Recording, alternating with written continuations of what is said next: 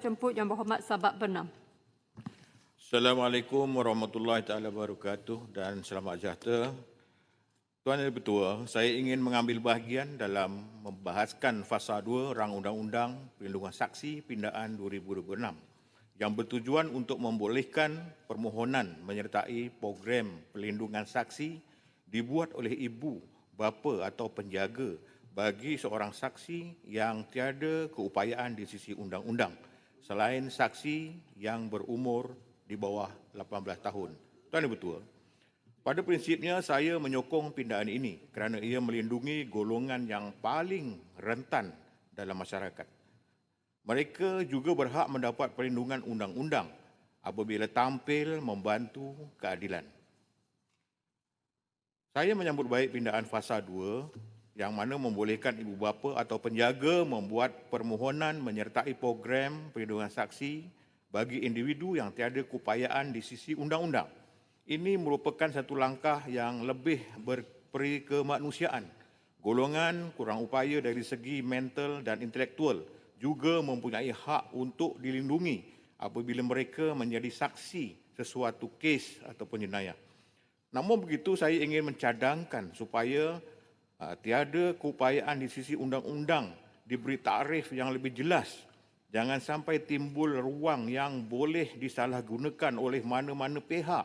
Bak kata orang tua-tua, biar terang lagi bersuluh. Undang-undang yang jelas akan mengelakkan pertikaian pada masa depan. Selain itu, adalah wajar setiap permohonan yang dibuat oleh penjaga disokong dengan penilaian profesional atau dokumen yang sewajarnya agar berkepentingan sebenar saksi sentiasa menjadi keutamaan.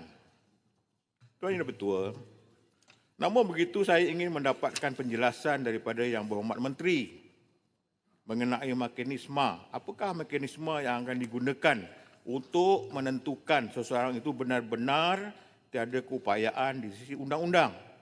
Mengapa saya membangkitkan perkara ini?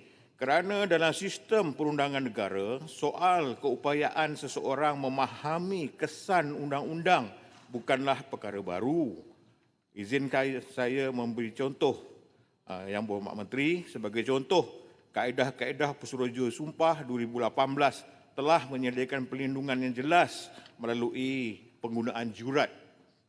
Di bawah kaedah 11, khususnya subsection 11-3 dalam borang 8, jadual ketiga kaedah-kaedah Pesuruhjaya Sumpah 2018, penggunaan jurat diwajibkan apabila seorang yang membuat akuan tidak memahami bahasa dokumen, buta huruf atau mempunyai kecacatan seperti buta, pekak, bisu sehingga kandungan dokumen perlu dibaca dan diterangkan kepadanya. Dalam keadaan sedemikian, jurat adalah pengesahan bahawa kandungan dokumen yang telah dibaca itu diterangkan kepada orang yang berkenaan dalam bahasa yang difahami, dan pengesahan itu pula ditandatangani oleh Pesuruhjaya Sumpah. Contoh, ini menunjukkan sistem undang-undang kita amat berhati-hati dalam memastikan seseorang benar-benar memahami implikasi undang-undang sebelum suatu tindakan atau dokumen diiktiraf. Justru saya ingin bertanya kepada Yang Berhormat Menteri, adakah bagi pelaksanaan fasa ini, kerajaan akan menetapkan suatu mekanisme pengesahan yang jelas seperti laporan pakar sekretari, peskretari, psikologi, klinikal atau perintah mahkamah sebelum seseorang disifatkan sebagai tiada keupayaan di sisi undang-undang. Di sisi ini penting supaya ibu, bapa atau penjaga benar-benar bertindak demi kepentingan terbaik saksi dan tidak membuka ruang kepada penyalahgunaan. Bak kata pepatah, biar terang lagi bersuluh, takrif yang jelas dan prosedur yang telus akan mengelakkan pertikaian serta memastikan hak golongan rentan benar-benar terpelihara, Yang Berhormat Menteri. Tuan Yang Bertua, niat pindaan ini amat baik. Namun, undang-undang yang baik bukan sahaja mempunyai matlamat yang mulia, bahkan mesti disokong oleh prosedur yang jelas, mekanisme yang jelas, telus dan adil.